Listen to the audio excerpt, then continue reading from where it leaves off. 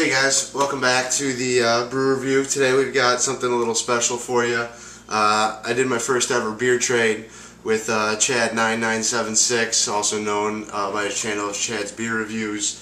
Got the package in the mail today, and actually it goes pretty well with what his most recent video was about, packaging beer, because as you can see, this one has been beat up pretty good by the post office, and I will have to see if the beer survived. You guys probably already saw all of the beers that are in here because he used my package in his second how to ship beer tutorial. So if you've watched it, you've probably already seen what he's put in there.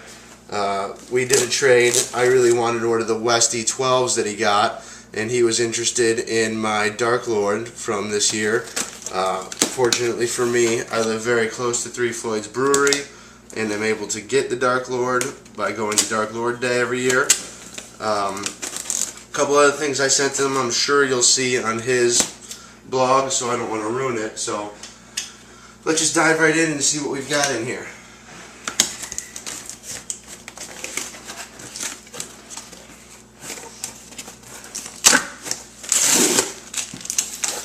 Well, so far it looks good.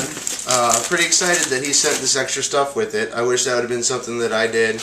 I did sneak in an extra beer for him, but it's pretty cool to have this Dogfish Head keychain / bottle opener and the coasters that he had.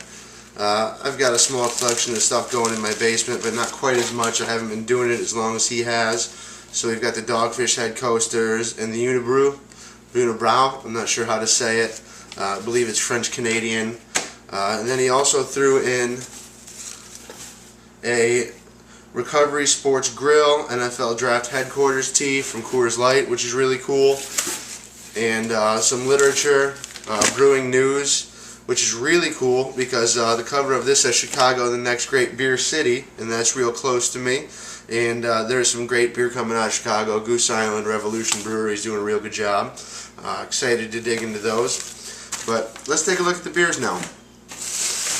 Everything seems to be packaged pretty well still. Doesn't look like anything's broke. There's no moisture in the packaging. So first things first is we've got this can, which is kind of the surprise one for me because I specified a few and then just said, you know, make a good choice. And it looks like he sent a Pork Slap Farmhouse Pale Ale. I absolutely love the can on this. Hold on, let me see if I can get it out there. It's got two big fat pig bellies slapping one another, doing a high five. I love it. Excited to try this.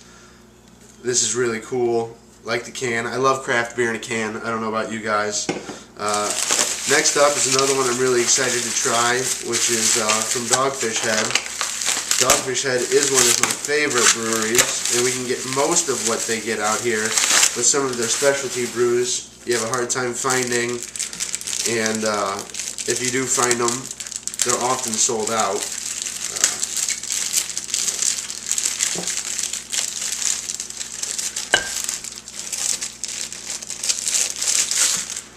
This is the Miles Davis Bitches Brew that I've been excited to try for some time.